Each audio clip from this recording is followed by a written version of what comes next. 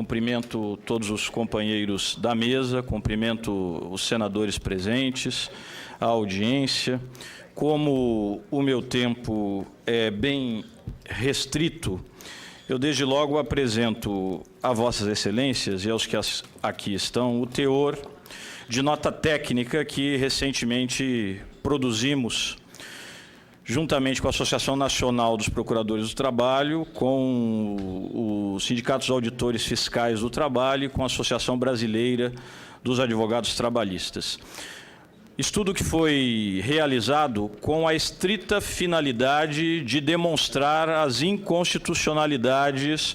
São evidências insuperáveis de inconstitucionalidades formais e materiais que viciam este projeto. De modo que, independentemente da visão de mundo que se tenha, independentemente das cores ideológicas que se queira tomar para si, o fato é que, a meu ver, o Parlamento não pode permitir que o texto seja aprovado com tais vícios. Começo pela alma do projeto.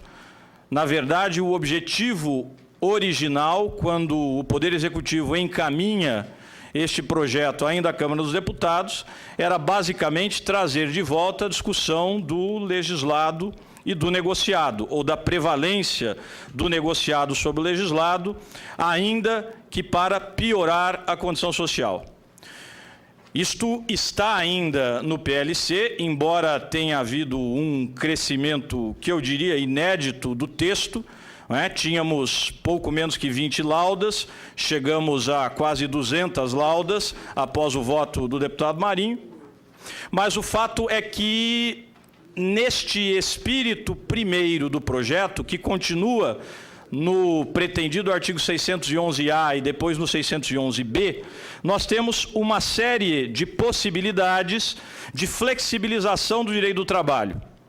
Ou seja, hipóteses em que a negociação poderá fazer com que a condição do trabalhador abrangido por aquele acordo coletivo, por aquela convenção coletiva do trabalho, seja piorada em relação à lei. Do ponto de vista da Constituição, isto é possível? Isto é possível em restritas hipóteses. Diz o artigo 7º, que são direitos dos trabalhadores urbanos e rurais, além de outros que visem a sua melhoria, de condição social. Ou seja, eu tenho um vetor claro no caput, na cabeça do artigo 7º, que é o que os juristas chamam de princípio da norma mais favorável, ou hierarquia dinâmica das fontes formais do direito do trabalho. Sempre haverá a opção por aquela fonte formal que melhorar a condição social do trabalhador, independentemente da sua hierarquia estática no ordenamento. Abriu-se exceção a isto em três incisos, e, na verdade, em basicamente 2 temas. Um tema reciprocamente relacionado, que é jornada e salário. Então, eu posso ter, eventualmente, até mesmo redução de salário com correspondente redução de jornada, mediante negociação coletiva e com compensações, porque não é uma renúncia, é uma negociação. Então, jornada e salário. Isto está lá nos incisos 6 e 13 do artigo 7º, e ainda nos chamados turnos ininterruptos de revezamento, inciso 14. Apenas 3 hipóteses constitucionais, portanto. Se os senhores examinarem o que está no projeto, no artigo 611-A, vão perceber que as possibilidades de flexibilização para pior são muito mais extensas do que isto. Teletrabalho, remuneração por produtividade, modalidade de registro de jornada, troca do dia de feriado, enquadramento de grau de insalubridade, que é algo que, a rigor, exigiria um laudo técnico de um engenheiro do trabalho, especialista em saúde e segurança do trabalho, neste caso, segurança do trabalho, paralelamente um médico para as questões de saúde do trabalho. Esses profissionais é que dirão qual é o grau de insalubridade. Pelo que está no texto, isso poderá ser feito por negociação coletiva, sem sequer a intervenção do técnico. Prêmios de incentivo e por aí vai. Planos de cargos, salários e funções, bem como identificação dos cargos que se enquadram em funções de confiança.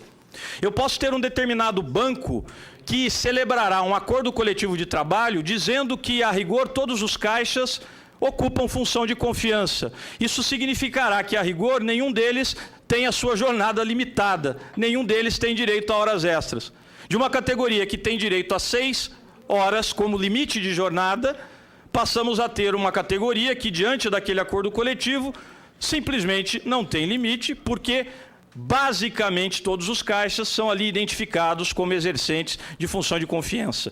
Nada disso, nos termos da Constituição, poderia ser objeto de negociação para pior.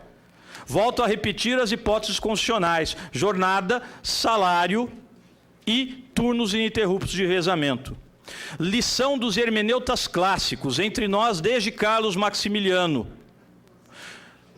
Previsões restritivas de direitos interpretam-se estritamente, de tal maneira que o projeto não poderia ir até onde foi.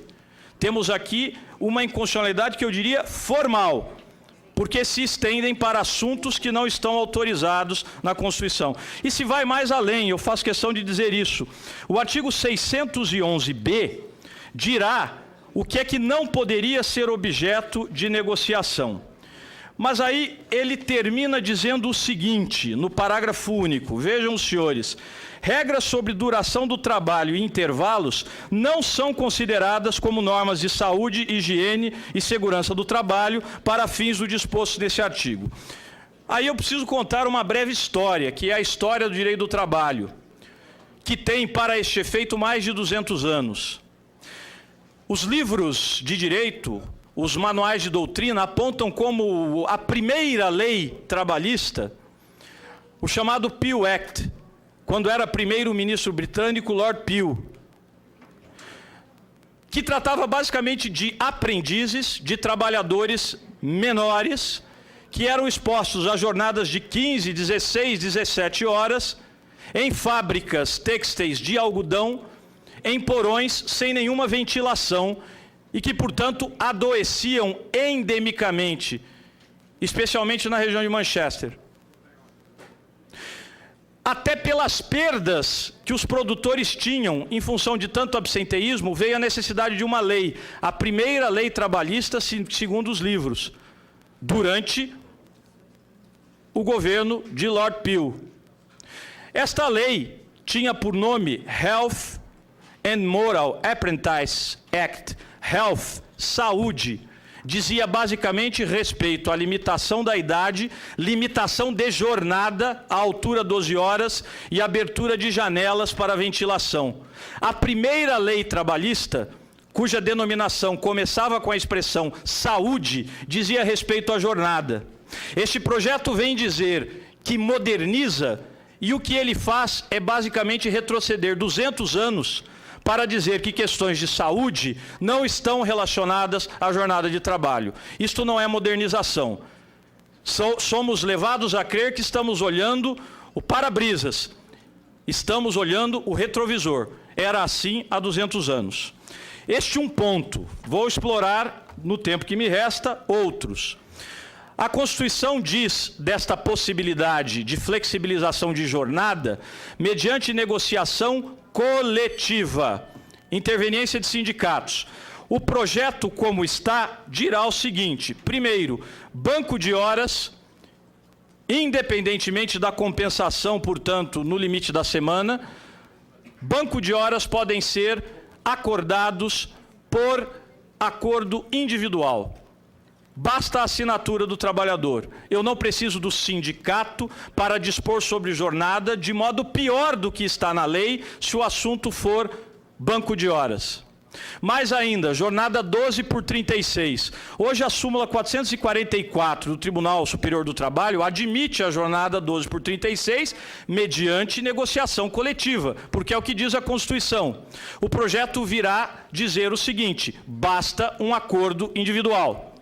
Basta que o trabalhador assine e ele poderá se sujeitar a uma jornada de 12 horas, embora a Constituição diga que o limite é de 8 e a CLT diga que mesmo a prorrogação não pode ultrapassar 10. E eu não preciso de negociação coletiva, basta que o trabalhador assine a qualquer momento do contrato de trabalho. Mais ainda, o projeto cria a figura do hipersuficiente econômico. O hipersuficiente econômico seria aquele trabalhador que recebe mais que 2 vezes o teto do benefício do regime geral da Previdência Social. Hoje seriam mais ou menos R$ 11.500. Há muitos trabalhadores que recebem algo em torno disso ou um pouco mais do que isto. Pelo texto do projeto, todos eles podem negociar quaisquer dos temas do artigo 611-A, tudo aquilo que eu mencionei, regulamento, jornada, grau de insalubridade, função de confiança, independentemente da interveniência do sindicato, independentemente da intervenção do sindicato. A Constituição diz que só é possível flexibilizar aqueles 3 temas mediante negociação coletiva. O projeto virá dizer que basta o acordo individual, a assinatura do trabalhador, que ele pode negociar qualquer tema apenas com a sua presença individualmente, sem a interveniência do sindicato, em qualquer tema do 611-A, apenas bastando que ele receba mais que R$ 11.500 por mês. Absolutamente inconstitucional, literalmente inconstitucional. Prossigo ainda dentro do tempo que eu espero me reste. Há uma outra previsão no projeto que diz o seguinte: indenização por danos extrapatrimoniais, danos morais basicamente, serão tarifadas na Justiça do Trabalho, de tal maneira que em nenhum caso poderá, quanto aos danos extrapatrimoniais, haver uma condenação superior a 50 vezes o salário contratual do trabalhador. Aqui eu tenho vários vícios constitucionais, aqui já inconstitucionalidades materiais. O próprio Supremo Tribunal Federal, no recurso extraordinário 240-450 do Rio de Janeiro, já havia dito sobre a extinta lei de imprensa que tarifação de indenização por danos morais é inconstitucional. É isso que o projeto faz. Pior, faz só para uma categoria de juízes. Em toda a magistratura nacional, somente os juízes do trabalho sofrerão limites na sua independência técnica para fixar os danos morais. Aí os senhores podem imaginar o seguinte: imaginem que uma empresa esteja ali um visitante qualquer, esteja também um operário da linha de produção e o supervisor. Imaginem que o operário da linha de produção receba R$ 1.200. Imaginem que o supervisor receba R$ 20.000. Imaginem que os 3 entrem em um elevador. Imaginem que por uma imprudência qualquer da empresa, esse elevador sofra um defeito qualquer na sua ascensão, caia e os 3 morram. Os senhores terão a seguinte situação: o cidadão que é mero visitante, pelos danos que sofreu, poderá pedir indenização a esta empresa para um juiz de direito, um juiz estadual, sem qualquer limite. O juiz, dentro da sua independência técnica, dirá o que bem compensa aquele dano moral em termos pecuniários. Já o supervisor, porque ganha R$ 20.000, poderá pedir, no máximo, uma indenização de R$ 1 milhão, 50 vezes o seu salário contratual. E, finalmente, o operário de linha poderá pedir, no máximo, R$ 60.000.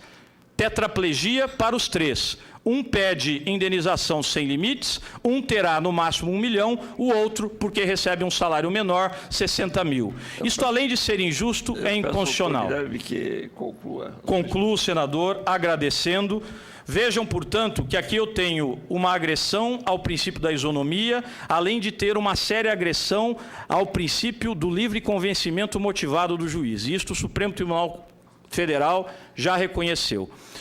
Este tema, exigiria horas e horas de debate. Eu tenho 10 minutos. Apontei aqui o que me parecia mais ingente. Há várias outras inconstitucionalidades. É preciso de tempo para reconhecê-las e para retirá-las do texto. Sem isso, com assodamento, o que nós teremos fatalmente é um texto inconstitucional nas mãos dos advogados, juízes e procuradores. Muito obrigado. Agradeço ao doutor Guilherme. Mas, Sua Excelência, teve mais do que 10 minutos.